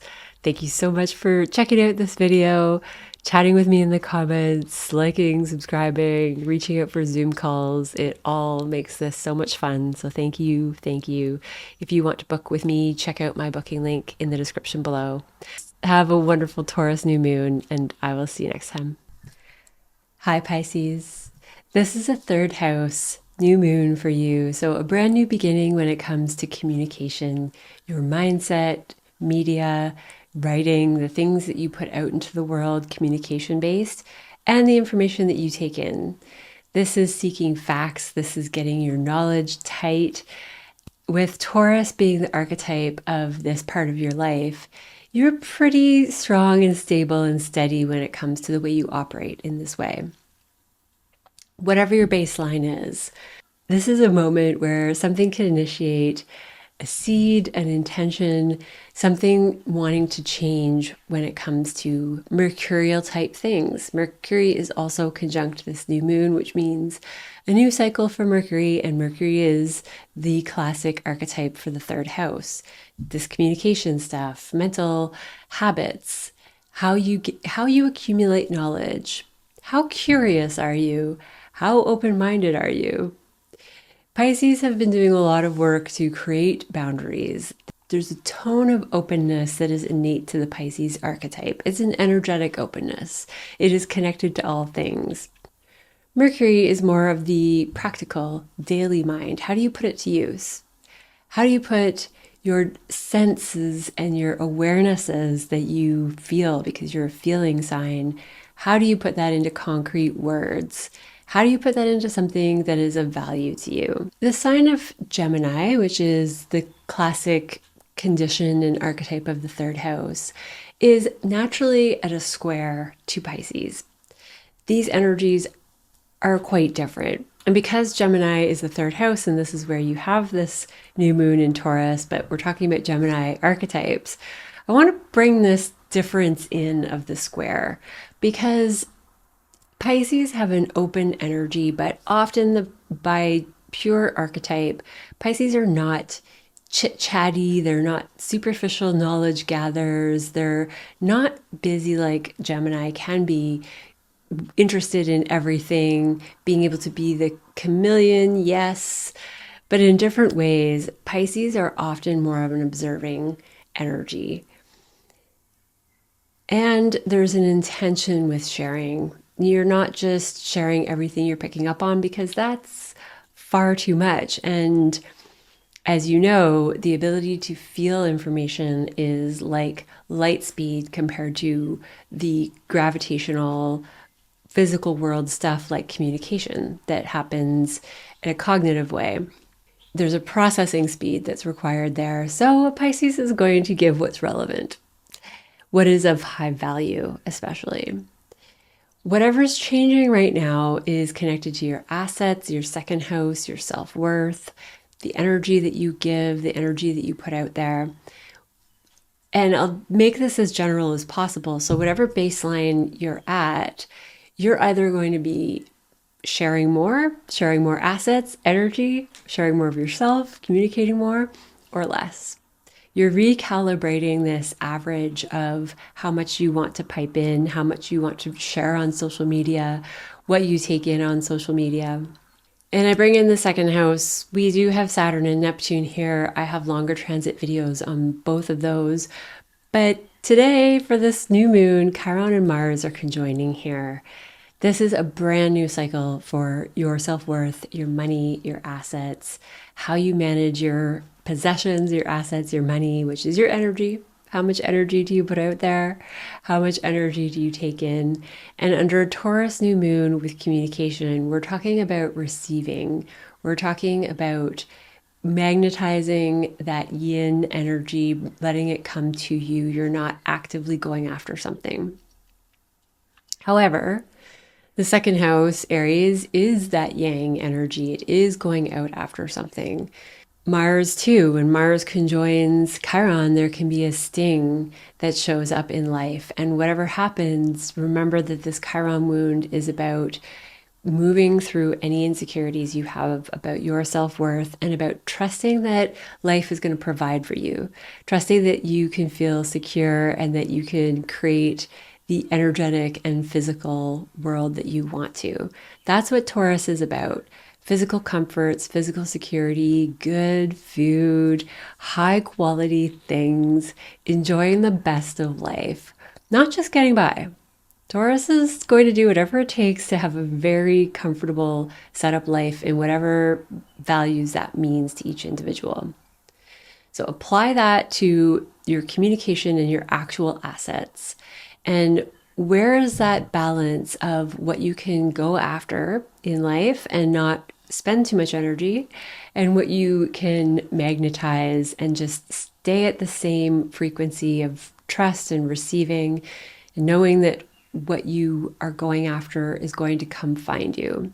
The ruler of this new moon is also in your fourth house. Venus is finishing up in Gemini, will be moving into your fifth house for the next month, which is so much fun. Venus in the fifth house in Cancer, and will be conjoining with Jupiter at that time. June is bound to be a lot of fun for Pisces people. It could be romantic, it could be playful, you could find new hobbies. You're just really going to feel motivated, inspired, lit up in this fun, creative fifth house part of your life. That's a lot to look forward to. And I think that this new moon is a launching point for you. And the ruler being in the fourth house means that there's inner world, family lineage, stuff that's been passed down to you that you're resetting at this new moon. And this all fits really well with Pluto retrograde in your 12th house. This is more Piscean going over stuff. This is going over energy and how you manage energy, how you manage rest, how you connect to the energy of all things. This is a very strongly intuitive house.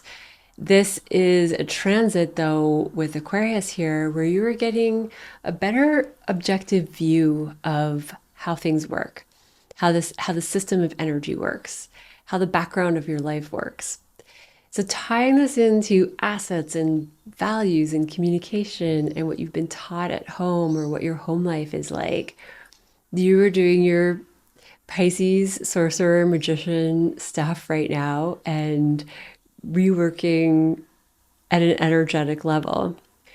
Whatever was going on for you around this time last year until October is going to be a similar Pluto retrograde for 5 to 6 months. Or what have you been working on since October? We're going to be going back over those details. And then you're going to step forward in a completely different way when it comes to your ninth house of beliefs, how you experience the world, and how you make sense of the world and what you believe is possible. I've been talking about this stuff a lot with Pisces, and it's been going on a lot for this archetype. And each time it comes up in such strong, energetic sorcerer vibes. We just had the Scorpio full moon, which is on the same axis as Taurus. So there's been a lot of overlap to talk about with the last moon cycle and this one. But this is a launching point for a new level for wherever you're at. And so just a reminder to think about whatever life circumstances are playing out. Think about where your mindset is. Is it on anything is possible? Is it on you can do this? Is it thinking about what you want and knowing that it's possible because of your past experiences? You've worked towards other things you wanted in the past and you've achieved them. Not all of them. That's normal. We don't get everything that we go after. Sometimes there are lots of different reasons, redirection and whatever else. But there's a mindset that I think a lot of Pisces people are shifting into, which is more of that Piscean realm of trusting what happens, even if it feels like an accident, a mistake, a mess. And also trusting that on a day-to-day basis, things don't have to go wrong just because something has in the past. I was having a moment of that today with driving. I've been having PTSD and more anxiousness around driving since a bad car accident that I was a passenger in 2017. And then learning to drive on the other side of the road here in Australia. It'll be officially 10 or 11 months now that I've had the pleasure of driving on the left side of the road. And it's been a journey. It's been a journey of reminding myself that bad things don't happen every day. Accidents maybe happen once in a lifetime, maybe never. But when the body goes into a memory of how a past experience has gone, the brain is designed to project that into the future too. And that's what we're reworking for whatever circumstance it is. And for me, it was driving. It was just a moment of, it's very unlikely that I'm going to get in an accident. And if I do, then it happens. There's nothing that we could really do to avoid it. Even this one I was in 2017 was a big part of my nodal return. It was a big part of my ability to become an astrologer. There's a lot of stuff that came from that moment that was important in my life. And so there's purpose sometimes too. So a longer example there, but I hope that that's helpful in whatever you can apply that to in your life that is knocking on your brain and telling you can't or something's going to go wrong. And you're finding these moments of trusting in the security you can build for yourself, trusting and moving forward. And I think as a result, June is going to be very lighthearted, very fun, very nurturing with close loved ones. And I'll look forward to the next moon videos for that. Thank you so much for being here for this video, supporting this channel with likes, subscribes, and especially the comments. It's so much fun chatting with you in the comments below. If you would like to book with me, my link will be in the description below for booking. So much fun to meet people on Zoom. For now, have a wonderful new moon, and I will see you next time. Aries, a Taurus new moon. This is all about Taurus stuff for you. Second house, assets, values, what you ingest. What do you focus your energy on? What do you give your energy to? How do you manage your possessions, your money? How do you spend your money? This is all about how you build security in your life, your sense of security, and what you value as far as what makes life secure. Security also involves a level of pleasure based on that. When you have the financial means that you need, when you have delicious food that you need and want, you have more access to what you want in life.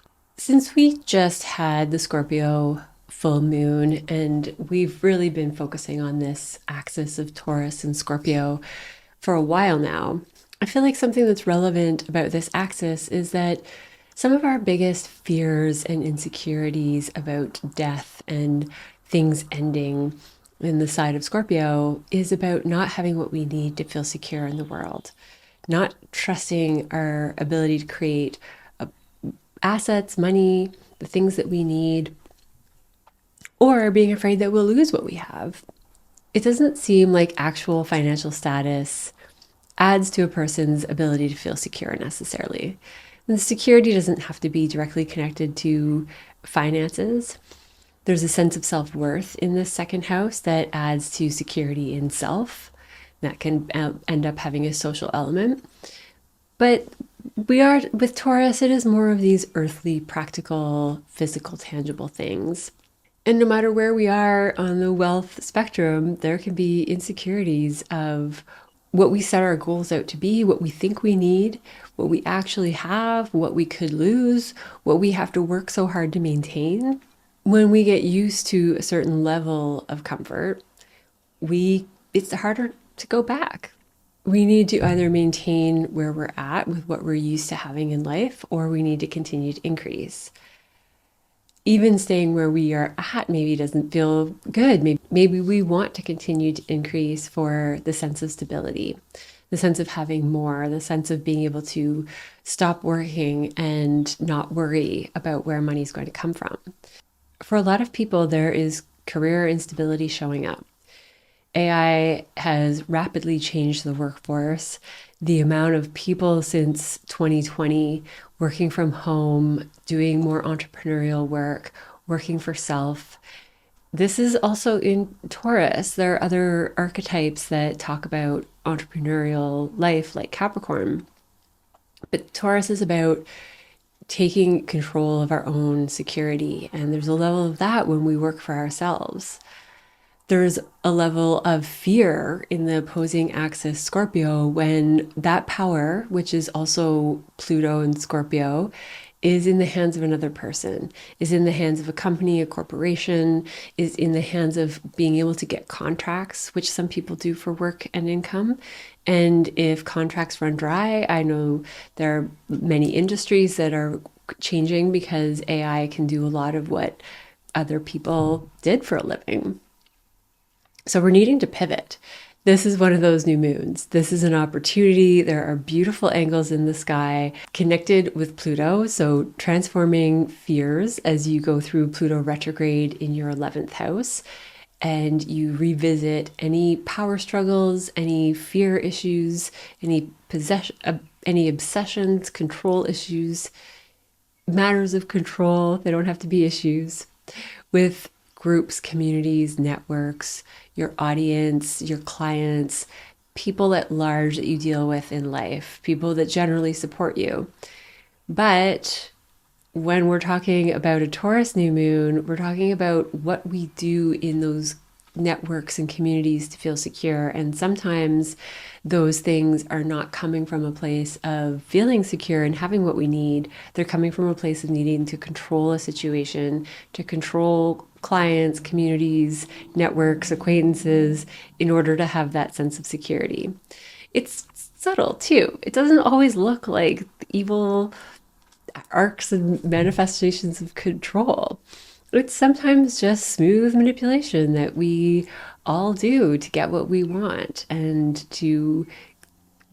is also necessary. But you're coming from a place of feeling like you're solid in your security, and that's going to change your 11th house connections. There's an element of you that's changing that maybe is a bit of a bee sting for Chiron Mars conjunction in your sign.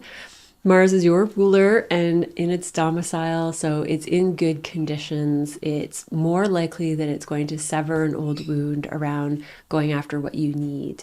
So when you're coming from that Chiron wounded place of going after your needs and initiating tasks and worrying that there's not going to be follow through, or you're going to be interrupted somehow, or your efforts are going to be thwarted, that can be one of the Aries impulsive, speedy needs to get things done, because if you don't do it quickly, it's not going to happen. There's a fire and an immediacy to take action. Because you have Saturn in this part of your chart, your sign, Saturn is also here saying, whoa, you don't need to jump so quickly. You don't need to get everything done immediately.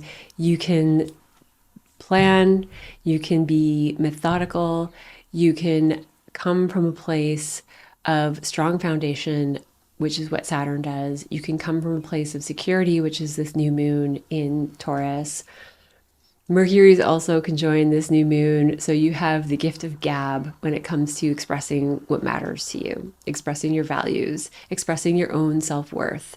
When it comes from a place of confidence that's true and solid, it's not barky, it's not strong, it's not trying to convince anyone. It has a different feel to it, has a different quality. As far as communicating in a different way with Mercury here, the ruler of this moon is Venus, and she is in your third house of communication, Gemini, which is ruled by Mercury, and Mercury can join this new moon. So there's mutual reception here. This gives extra emphasis to Aries people for communication, your mindset. What are you putting out on social media, and what are the qualities of what you're displaying? Does it come from a place that's aligned with your values? Does it come from a place of true, solid confidence that doesn't need approval from anyone else? Does the language reach others? That's Venus in your third house. Is it something that people can receive? Is it information that's packaged in an easy to digest box with a pretty little bow so that people want it, so that people can take it in easily? That's the type of direction and tweaking or readjusting that's happening, or just intention that's happening at this new moon. First and foremost, what you value, Aries, your own self-worth, how you treat your body, how you nourish your body, how the energy that you put out in the world, what you're able to receive. But think about communication, think about mindset, think about the quality of the words that you use, the quality of the media you take in and you put out. Healing wounds is going to come through what you initiate, but this is all very positive energy for networks, communicating, people from the past, bringing up clients from the past, communities from the past, and having things click into place in a new way of initiating whatever it is that you want. Great money house too, though, great for starting new investments, new ways of managing assets, a fresh start with your possessions. Maybe you're getting rid of some and bringing on others. I would love to hear how this is showing up for you, Aries. Are you feeling like you're breaking through some of the protective energy that's been holding you back or affecting your communication? Are you coming from a different place that feels more Taurus-like, more secure in who you are? This is a longer journey for you with Neptune and Saturn in your sign for quite some time. But this is one more layer of a fresh start around this time. Would love to hear how this is going for you in the comments. It's so much fun chatting with you there and having these videos come alive and meeting you on Zoom calls. If you would like to join me there, my booking link is in the description below. But for now, have a wonderful new moon in second house of Taurus, and I will see you next time.